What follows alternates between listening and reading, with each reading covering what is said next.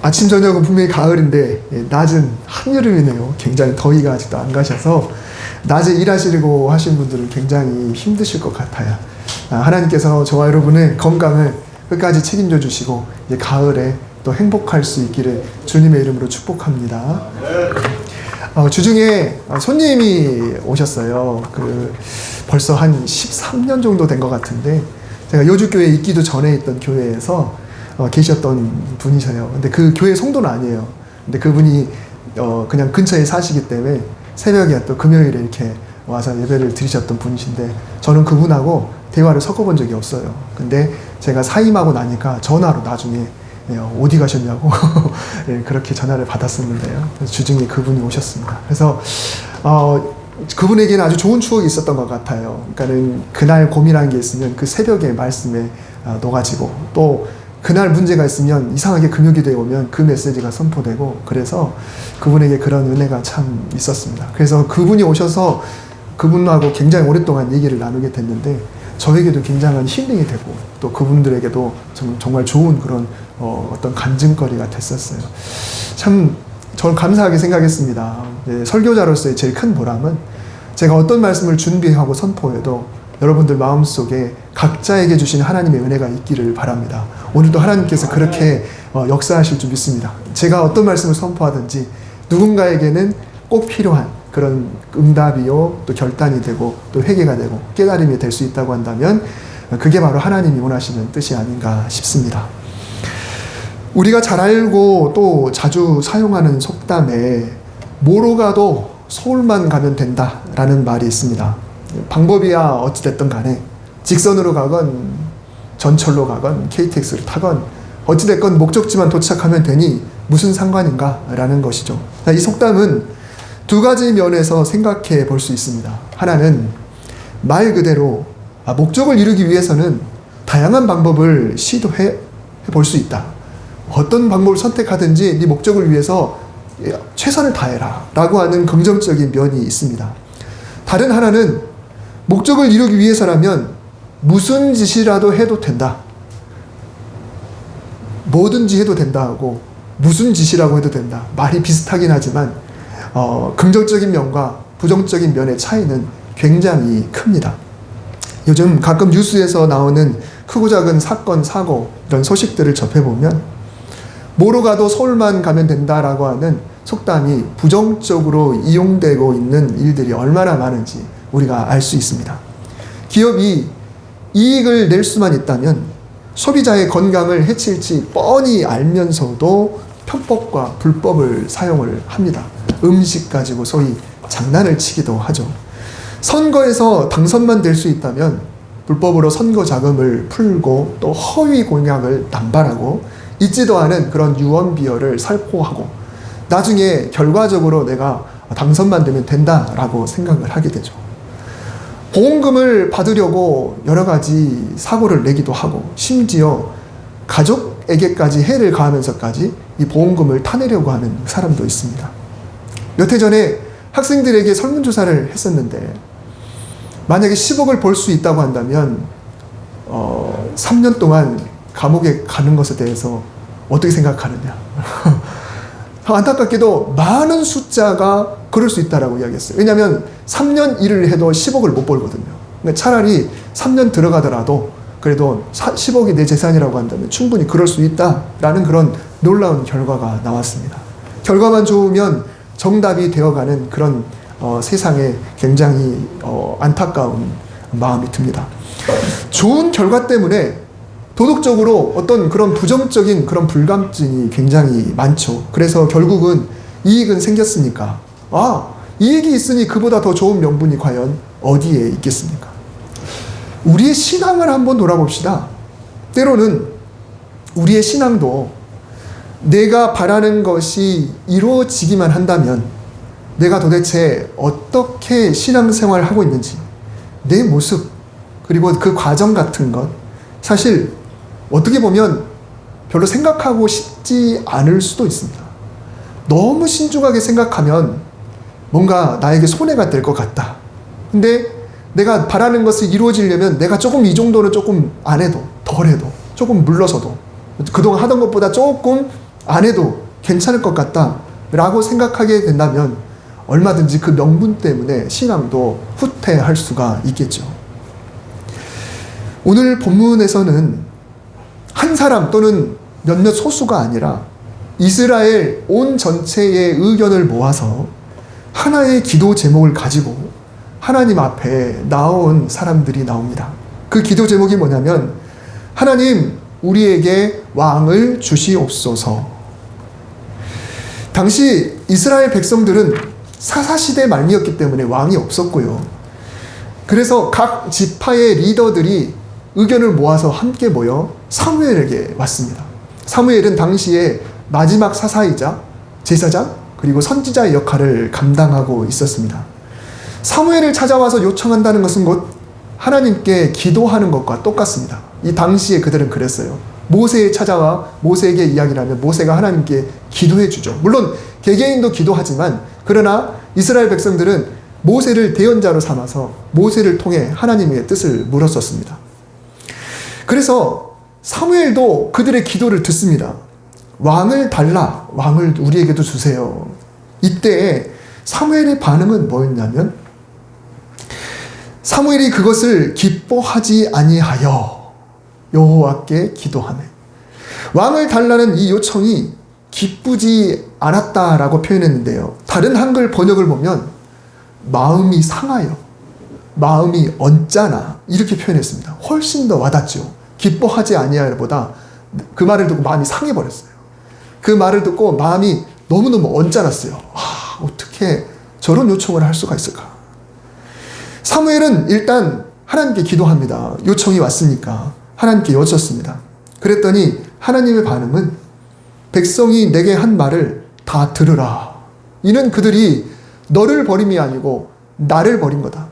그래서 자기들의 왕이 되지 못하게 내가 자기들의 왕이 되는 게 싫어서 그렇게 하는 거다. 사무엘도 언짢고 마음이 상했는데 하나님도 마찬가지셨습니다. 이 기도는 누가 봐도 별로예요. 그런데 하나님께서 최종적으로 어떻게 응답을 하시냐면, 여호와께서 사무엘에게 이르시되 그들의 말을 들어 왕을 세우라 하시니, 사무엘이 이스라엘 사람들에게 너희는 각기 성읍으로 돌아가라 이렇게 이야기를 했습니다. 그들의 말을 들어 왕을 세우라, 그들의 말을 들어주어라, 즉 그들의 기도를 내가 응답하겠다라고 말씀하신 겁니다. 나의 뜻과 하나님의 뜻이 다를 때 하나님이 과연 어떻게 응답하실까요? 우리가 상식적으로 생각해 보면 내가 기도하는 게 하나님의 뜻과 다를 때 하나님이 어떻게 응답하실까? 당연히 노겠죠. 상식적으로 생각하면 그렇지 않습니까? 응답을 안 하시거나 혹은 응답하시더라도 안 돼라고 하시겠죠. 그런데도 하나님께서 기뻐하시건 기뻐하시지 않건, 내 뜻과 하나님의 뜻이 같건 같지 않건 간에 백성들은 왕을 달라고 계속 때를 썼습니다. 그랬더니 하나님께서는 왕을 주시겠다라는 답을 주셨습니다. 진로를 결정하려는 성도님들이 가끔 목회자와 상담을 요청합니다. 사업을 준비하면서, 또 어딘가로 이사를 해야 되겠다, 자녀를 결혼시켜야 된다, 혹은 취직하려고 할 때, 또 대학 원서를 쓸 때, 이럴 때 목사님 찾아와서 이렇게 이야기를 하곤 하죠. 이렇게 상담하는 분들은 보통 두 부류입니다. 한쪽은 정말로 이 목회자의 지도를 받아서 그대로 따라 보려고 하는 겁니다. 나는 이렇게 생각해도 그 일이 혹시 신앙생활 하는 데 있어서 조금이라도 문제가 된다면, 그래서 목사님께서 만류하신다면 이것을 하나님의 뜻이라 믿고 내 뜻을 접겠습니다. 물론 목사의 생각이 꼭 하나님의 뜻은 아니겠지만, 그래도 성경을 통해서 하나님 말씀을 대언하고 또 하나님의 뜻을 늘 구하는 그런 권위를 인정하면서 그렇게 질문하는 분들이 있으세요. 내 뜻은 이렇지만 목사님께서 잘 말씀해 주시면 제가 그대로 따르겠습니다. 반면에 이미 답을 다 내려놓고 오는 그런 부류들이 있습니다.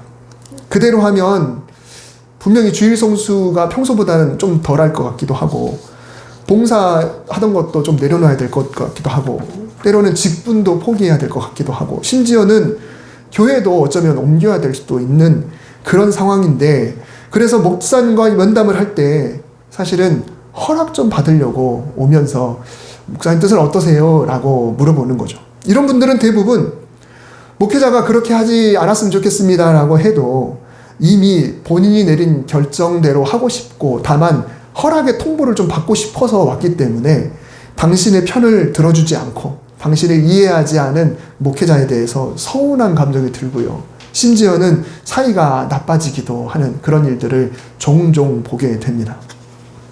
이스라엘 백성이 왕을 달라고 할 때도 이미 결론은 나 있었습니다.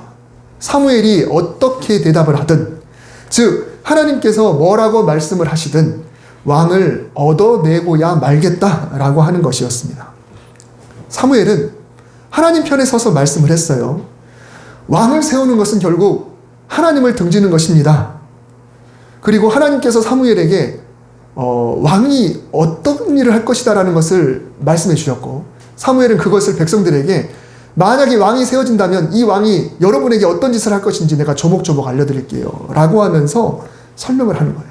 일단 너희의 아들들이 징집될 것이다. 왕의 상비군으로 징집이 될 것이다. 그리고 너희들은 왕이 부르면 부역을 하러 와야 된다. 공사하게 될 때, 왕궁을 지을 때, 또 뭔가를 건축할 때 무조건 부르면 와야 된다. 너희의 딸은 왕궁에 허드렛 일을 하는 사람으로 부려지게 될 거다. 차출해가지고 왕에서 요리하고 청소하고 돌보는 그런 일들을 하게 될 것이다. 또 너희가 농사를 지으면 그 중에 제일 좋은 것은 상납해야 된다. 그리고 좋지 않더라도 너희가 수확한 것의 10분의 1을 왕에게도 바쳐야 된다. 그리고 왕궁 신하들도 있으니까 그들도 너희들이 낸 걸로 먹여 살려야 된다.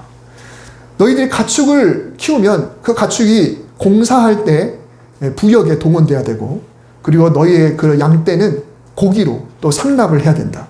사실상 너희는 왕의 종이나 다름없다. 이렇게 이야기를 했습니다. 더 심각한 거는 나중에 너희가 우리가 왜 왕을 달라고 했을까? 괜히 왕을 세웠다라고 후회하고 그때 가서 하나님 우리를 좀 도와주세요. 저 왕으로부터 건져주세요 라고 하나님께 부르짖어도 하나님이 응답하지 않을 것이다. 이렇게까지 이야기를 했습니다. 자, 여러분 한번 듣고 보니 어떻습니까? 그냥 모양새는 주변 나라들이 왕이 있고 그들에게 상비군이 있어서 전쟁할 때 그들이 쳐들어왔을 때 우리는 상비군이 없으니까 늘 그제서야 여기저기에 사람을 보내서 병사들 불러다가 한 대 얻어맞고 나서 그 다음에 반격하고, 이게 지긋지긋하니까 우리도 왕이 있으면 좋겠다고 단순하게 생각을 했는데 실제로 왕이 하는 일을 보니까 자기들에게는 너무너무 힘든 일이죠. 나중에 폭군을 만나면 하나님께 도움을 구해도 안 되는 그런 상황인데 누가 봐도 이 정도까지 얘기했으면 뜻을 돌이킬 법도 하지 않겠습니까? 그런데 우리 경험상 뭔가 꽂히면요 남의 말이 안 들어오죠. 뭔가 꽂히면 안 들어요. 이미 저게 좋으면 어때 이야기해놓고선 다 싫다고 해도 결국은 사는 게 아닙니까? 우리 마음이 그렇지 않습니까? 어찌됐건 왕만 있으면 된다라는 생각이 그들을 사로잡았을 때 하나님이고 뭐고 선지자지고 뭐고 다 필요 없는 그런 결론을 내버렸습니다. 그래서 19절에 보면은 백성이 사무엘의 말 듣기를 거절하여 이르되 아니로소이다. 우리도 왕이 있어야 하리니. 백성들은 이제는 당신의 말 안 듣겠다고 거절했습니다. 처음에 왔을 때하고 완전 다르죠. 처음 왔을 때는 분명히 왕을 주세요라고 기도하러 왔습니다. 그런데 안 된다라고 했는데 이미 결론을 내려놓고 온 겁니다. 그런데 하나님은 곧바로 첫 번째 왕을 준비하십니다. 자, 여러분 대화의 분위기상 하나님께서 과연 어떤 수준의 왕을 준비하실까요? 대화의 흐름상 왕을 달라는 기도 자체가 잘못됐습니다.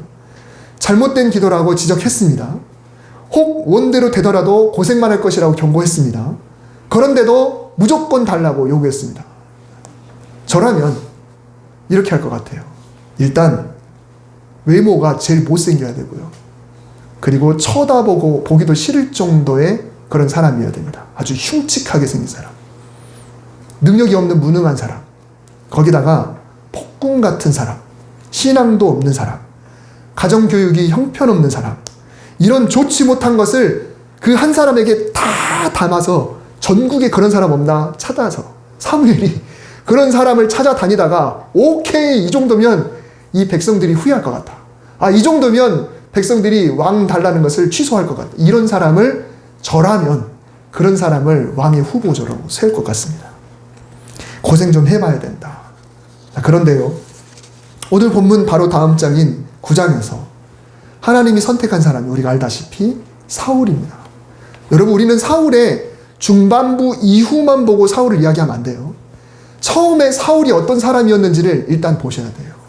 사울이 어떤 사람일까요? 우선 가장 막내 지파가 베냐민인데 이 지파에 속하고 그런데 그 아버지가 그 지파의 유지입니다. 아무리 막내 지파여도 그 지파의 유력한 자, 유지라고 한다면 그 베냐민 지파에서 거의 탑이 되는 그런 가문, 그 가문입니다. 근데 그 가문에서 사울의 외모를 이스라엘 자손 중에 그보다 더 준수한 자가 없다. 준수하긴 한데 이스라엘 자손 중에 그보다 더 준수한 자가 없고 키는 모든 백성보다 어깨 이만큼 더 컸더라. 그게 무슨 말이냐면 다 전부 서보세요 라고 하면 모든 사람 딱 봤을 때 여기 위에 머리가 있는 거예요. 사울이 그렇다는 겁니다. 현대인의 성경에서 이렇게 표현합니다. 그는 이스라엘에서 키가 제일 크고 으뜸 가는 미남자였다. 여러분 성경을 가끔 이렇게 쉬운 성경으로 좀 읽어볼 필요가 있어요. 느낌이 와닿지 않습니까? 이스라엘에서 키가 제일 크고 으뜸 가는 미남자였다. 제가 웃자고 한번 사진을 준비했는데 요즘 젊은이 기준으로는 차은우고요. 어르신들 기준으로는 이 사람이 이름이 신성일, 그렇죠? 신성일. 이런 사람이요. 키는 190에 외모는 탑을 가는 이런 사람을 하나님이 전국에서 고른 거예요. 전국에서 골라서 그 사람을 준비한 겁니다. 누가 봐도 가다가 보면 이렇게 그냥 자연스럽게 될 수밖에 없는 그런 사람이 뽑힌 거예요. 여러분 그러면 외모만 뛰어났을까요? 9장에서 11장을 보면 이 사울이 어떤 사람이냐면 사울은 효자입니다. 굉장히 효자예요. 그 아버지의 나귀가 사라졌을 때 그 나귀를 찾으려고 며칠 동안 전국을 뒤지던 그런 사람입니다. 그리고 종을 챙기는 착한 주인이었고요. 또 종의 말을 들을 줄 아는 겸손함이 있었습니다. 소위 갑질하지 않는 아주 좋은 그런 상관이었습니다. 또 선지자를 존경하고 선지자가 하나님의 말씀을 대언하는 자라는 것을 인정하는 사람이고 굉장히 예의를 갖출 줄 알았고요. 때때로 성령이 임할 수 있을 만한 그런 그릇이 되는 그런 사람이었습니다. 사울은 성령이 충만하는 그런 사람이었어요. 또 싸움도 잘했습니다. 그러니 어떻게 보면 저하고는 완전 반대죠.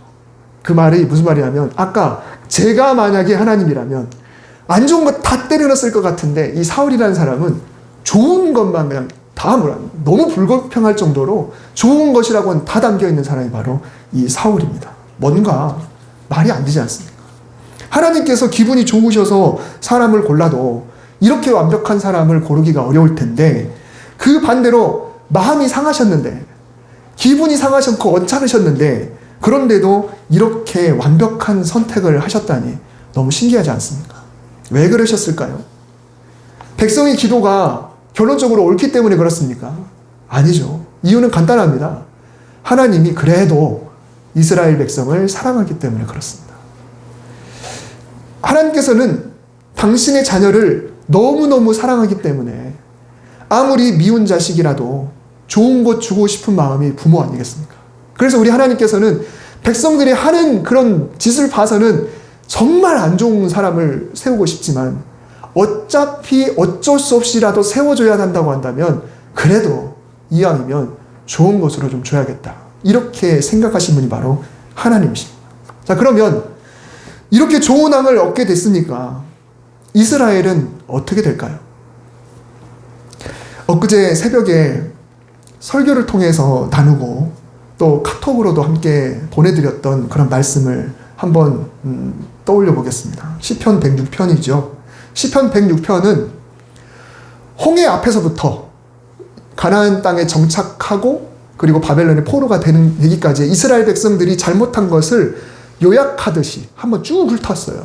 시편 106편이 그렇습니다. 쭉 나와요. 뭘 잘못했다. 자, 근데 106편 13절에서 14절 말씀을 보면은 이 잘못을 크게 4가지로 딱 요약을 합니다. 첫 번째로는 그들이 하나님 행하신 일을 금방 잊어버려요. 하나님이 엄청난 일을 했는데 금방 잊어버려요. 두 번째는 그들이 하나님의 가르침을 기다리지 않아요. 인내심이 없어요. 좀만 기다리면 하나님이 말씀해 주실 텐데, 조금만 기다리면 하나님이 오아시스로 인도하실 텐데 그 인내심이 없어요. 그래서 신앙의 기다림이 없습니다. 세 번째로는 욕심을 좀 과하게 냈어요. 광야임에도 불구하고 너무 많은 것을 구했습니다. 네 번째로는 하나님을 테스트했어요. 이렇게 했을 때 하나님 어떡하나 보자. 저렇게 했을 때 하나님 어떡하나 보자. 이런 일을 홍해 앞에서부터 가나안 땅에 정착해서 사는 동안에 계속해서 이런 일들을 저질렀던 겁니다. 자, 그런데 시편 106편에서 뭐라고 그러냐면, 그런데도 하나님은 그들의 요구를 들어주셨다고 이야기해요. 하는 짓마다 잘못됐는데 이 4가지 잘못이 얼마나 큽니까? 그런데도 하나님이 그들의 요구를 들어주셨어요. 자, 그러면 백성의 입장에서는 일단 착각할 수 있죠. 아, 이 요구가 하나님의 뜻인가 보다.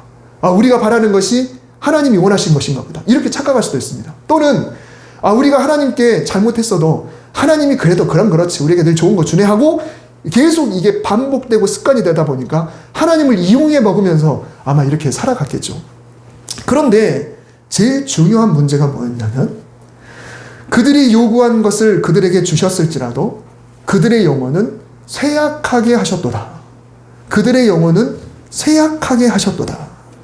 주어를 바꿔서 말하면 그들이 원하는 바를 얻기는 얻었지만 얻으면 얻을수록 그들의 영혼은 점점 약해졌다라는 이야기입니다. 마치 마약이나 혹은 니코틴처럼 대놓고 안 좋은 쪽으로 이렇게 중독시키는 것, 이런 것들을 준 것이 아니라 좋은 거 주셨어요. 광야에서 물도 주셨고요, 음식도 주시고요, 고기도 주시고요, 입을 옷도 주시고요, 또 신발도 주시고 다 줬는데, 근데 정작 그들의 영혼이 쇠약해지고 있다라는 것입니다. 사울을 얻게 된 백성들도 마찬가지였습니다. 그들은 하나님이 원치 않는 길을 점점 걸어가게 되고요, 적을 만나면 계속해서 두려움에 벌벌 떨게 되고요, 하나님과 멀어지게 됩니다. 점점 영혼이 쇠약해져요. 그렇다고 왕이 없었느냐? 아니요, 왕은 있어요. 여전히 왕은 있습니다. 그런데 그들의 영혼이 점점 쇠약해지고 있다. 여러분, 달라고 구한 것 받지 않더라도 차라리 내 영혼이 강건했으면 좋겠다. 내가 원하는 대로 응답되지 않는다고 해도 그래도 내 영혼은 점점 더 강해졌으면 좋겠다. 여러분, 이것이 좋습니까? 아니면 반대로 내가 떼써서 구한 것 받아내고, 내가 구한 것마다 좀 찜찜하긴 하고 하나님도 안 좋아할 것 같지만 그래도 하나님께 내가 간구해서 그거 받아내면서도 점점 내 영혼이 쇠약해지는 것, 이 둘 중에 어떤 것이 더 좋습니까? 내가 원하는 거 안 받더라도 영혼이 강한 것과 내가 원하는 거 무조건 받아내고 내 영혼이 쇠약해지는 것과 둘 중에 무엇이 더 좋습니까? 정답은 1번이지만 그러나 우리가 신앙생활을 하는 과정 속에서 때로는 2번을 선택하기도 합니다. 건강한 성도라면 당연히 1번을 선택해야겠죠. 왜 이스라엘은 하나님의 뜻이 아닌 것을 구하고 좋은 것을 받았다고 좋아하고 결국 영혼이 쇠하는 그런 길을 걸었을까요? 어떻게 하다가 이스라엘 백성들이 그런 길을 걷게 됐을까요? 19절 말씀을 다시 보면 그 해답이 있죠. 백성이 사무엘의 말 듣기를 거절했기 때문에 그렇습니다. 여러분, 이 구절은 굉장히 무서운 말씀입니다.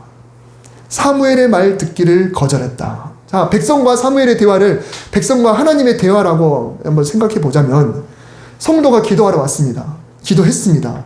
기도하다가 하나님 말씀을 들었습니다. 그 기도가 과연 옳은지 아닌지 결론이 났습니다. 그런데 말씀 듣기를 거절했습니다.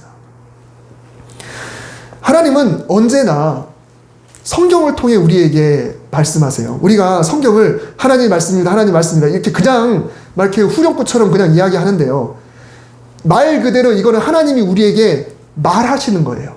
하나님 우리에게 말씀하시는 거예요. 그냥 성경은 우리가 좀 높여서 말하는 걸 말씀이라고 하잖아요. 근데 그게 그냥 말씀이라고 하는 게 아니에요. 진짜 이거는 하나님이 하시는 말씀입니다. 그러니 우리가 그냥 막연하게 그냥 기도하는 것이 아니라 우리는 듣고 듣고 기도하는 그런 훈련이 돼야 해요. 그럼 듣고 한다는 게 뭘까요? 가만히 있으면서 주님 말씀하시옵소서. 이렇게 듣는 기도, 이런 훈련도 하잖아요. 사실 듣는 기도, 내가 기도하기 전에 묵상으로 가만히 있으면서 하나님이 나에게 뭐라고 말씀하시나. 근데 여러분, 이게 결코 쉬운 게 아니에요. 우리 마음속에 헛생각이 들기도 하고, 또 내가 원하는 쪽으로 자꾸 생각이 유도되기도 하고 그렇습니다. 저도 새벽에 기도하는데 수첩하고 펜자루를 놓고 제가 이렇게 기도를 해요. 근데 뭐냐면 기도하다 보면 갑자기 기도하는 가운데 오늘 누구에게 전화해야겠다 이런 생각이 들 때가 있습니다. 그러면 그때 아니면 잊어먹어요. 그래서 그때 기도하다 중단하고 얼른 메모합니다. 오늘 누구에게 전화, 오늘 누구 만나고, 이런 식으로 기도하다, 누구를 위해서 기도하다 보면, 그러면 물론 그걸 하나님 말씀입니다라고 이렇게 생각할 수도 있지만 그게 제 생각일 수도 있어요. 하나님의 말씀은 뭐냐면 성경입니다. 그러면 기도 전에는 우리가 한 장이라도, 혹은 한 문단이라도, 혹은 한 구절이라도 성경을 읽고 내가 기도하게 되면 내가 하나님 말씀을 듣고 기도하는 게 되는 거예요. 그러면 하나님이 이렇게 나에게 말씀해 주시니 그 말씀을 붙잡고 기도하는, 제가 말씀 붙잡고 기도하자는 말은 그런 거죠. 내가 읽은 말씀이 있으면 하나님이 나에게 지금 그 이야기를 해주시는 거예요. 하나님 이렇게 이야기해 주시니까 그래요 하나님, 제가 이렇게 살겠습니다. 그렇게 살지 못해서 죄송합니다. 그렇게 살 수 있도록 도와주세요. 하나님 이 방법대로 제가 해볼게요. 이게 바로 기도예요. 이런 기도가 온전한 기도가 되는 것이죠. 자, 그런데 우리가 때로는 하나님께 기도한다고 하면서 듣는 걸 생략합니다. 즉 말씀을 읽거나 묵상하거나 또 내가 들었던 말씀을 떠올리는 걸 생략한 채로 그냥 하나님 주세요, 왕을 주세요, 그냥 주세요 하다 보니까 결국은 말씀과 상관없는 기도를 하다 보니까 결국 영혼이 쇠해지는 결론까지 이어지게 되는 것이죠. 내 기도가 과연 우리가 이미 배운 대로 하나님이 기뻐하실 만한 기도인지 아닌지 사실 나 자신이 벌써 알고 있습니다. 그러면 그 기도가 옳은 기도는 아니겠죠. 혹 하나님이 승낙을 하시더라도 흔쾌한 승낙은 아니에요. 여러분, 이 승낙은 흔쾌한 승낙이 복입니다. 하나님이 마지못해 그냥 해주시는 그 승낙은 복된 게 아니겠죠. 하나님이 속상하시지만 주실 것이고 그나마 사랑하니까 좋은 것으로 최대한 엄선해서 주실 겁니다. 그러나 우리의 영혼은 쇠약해지는 겁니다. 계속해서 하나님의 뜻과 상관없는 요구를 해왔기 때문에, 계속 그것만 응답받아왔기 때문에 결국 우리의 영혼은 쇠약해지게 되겠죠. 우리가 기도할 때 늘 말씀을 붙잡고 기도해야 합니다. 때로는 이런 경우가 있죠. 간혹 설교 듣는 것은 싫은데 기도나 찬양은 좋을 때가 있어요. 그래서 정말 설교 시간에 일부러 좀 늦게 가거나, 일부러 또 설교가 끝나면 가거나, 어떤 부흥회나 또 수련회 하는데 또 그런 경우가 있어요.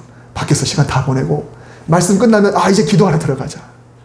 말씀 읽는 것은 싫고 기도만 하는 경우도 있습니다. 평소에 성경 한 번도 안 보면서 그냥 나는 기도하는 사람이다 라고 하는 거예요. 이거는 기도가 아닙니다. 내가 그냥 내 소용만 이야기하는 것이 되는 거예요. 기도는 늘 듣고 내가 그 들은 말씀에 근거해서 해야 기도가 되는 거죠. 그러니 늘 말씀을 붙잡고 기도하는 거예요. 제가 아침마다 이렇게 단톡방에 큐티를 올리는 것도 그냥 길라잡이 하나를 여러분들에게 제시하는 겁니다. 오늘 나눈 말씀이 이건데 이거 붙잡고 한번 기도해 보십시오. 그러면 적어도 그걸 하나님 나에게 말을 걸어오시는 것이다. 그러면 이 말 걸어온 걸 통해서 나는 하나님께 기도하면서 내 대답을, 그리고 내 요구를 이렇게 하나님 도우심을 구하는 것, 이렇게 이루어지는 것이 진정한 기도인 거죠. 새벽 기도회나 수요예배나 또 제가 오늘 설교를 마치고 또 드리는 그 기도도 마찬가지입니다. 말씀을 붙잡고 하는 기도. 사도 바울은 로마서 10장 17절에서 우리의 믿음이 들음에서 나며 듣는다는 것은 곧 그리스도의 말씀이다 라고 이야기했습니다. 믿음은 그냥 생기지 않습니다. 영혼의 강건함은 그냥 생기지 않습니다. 말씀을 통해서 생기게 되는 겁니다. 성도 여러분, 신앙에도 정도가 있습니다. 뭐로 가도 서울만 가면 된다가 아니고 언제나 말씀 듣기를 기뻐해야 합니다. 내가 직접 읽는 것, 묵상하는 것, 또 설교를 듣는 것, 이 모든 걸 다 포함합니다. 말씀과 동떨어지고도 기도 생각만 있으면 기준이 바로 설 수가 없습니다. 그래서 말 듣기를 거절하고 여전히 달라고 하는 것이 아니라 말을 듣고 달라고 할 때 하나님이 그 기도를 하나님의 원하시는 방향으로 분명히 정도로 이끌어 주실 것입니다. 그래서 하나님이 우리에게 주시고자 하는 것이 하나님도 기쁨이요 우리에도 기쁨이 되도록, 몇 주 전에 제가 설교했던 것처럼 나만 즐거운 게 아니라 하나님도 즐겁고 또 우리도 즐거운 그런 기도 생활이 복된 생활이 되는 것이죠. 과정이 어떻건 결과만 좋으면 돼. 이런 세상 풍토에서 우리 신앙인은 정도를 걸어야 합니다. 과정도 중요해요. 그 과정을 통해서 결과를 얻어야 그게 진정한 복이 되는 것이죠. 언제나 나는 하나님께서 기뻐하는 신앙의 여정을 걸어가리라. 나는 언제나 결과를 주께 맡기리라. 나는 언제나 말씀을 듣겠다. 나는 말씀대로 그리고 기도하겠다. 말씀대로 살리라. 다짐하면서 실천할 때 하나님께서 흔쾌히 허락하시고 그러면 우리의 영혼도 더 쇠약하는 것이 아니라 더 강해지는 그런 은혜가 있게 될 것입니다. 언제나 말씀 앞에 바로 서는 그래서 말씀 붙잡고 기도하는 저와 여러분 되시기를 주님의 이름으로 축복합니다. 기도하겠습니다. 하나님 오늘도 이 말씀을 생각합니다. 우리가 과연 얼마나 말씀 붙잡고 살아가고 있고 말씀 붙잡고 기도하고 있으며 말씀 붙잡고 우리의 소원을 바라고 있는지 오늘 말씀을 통해 다시 한번 돌아보고 이 한 주간 그렇게 말씀의 사람으로 살아갈 수 있도록 주여 축복하여 주시옵소서. 예수님의 이름으로 기도드립니다. 아멘.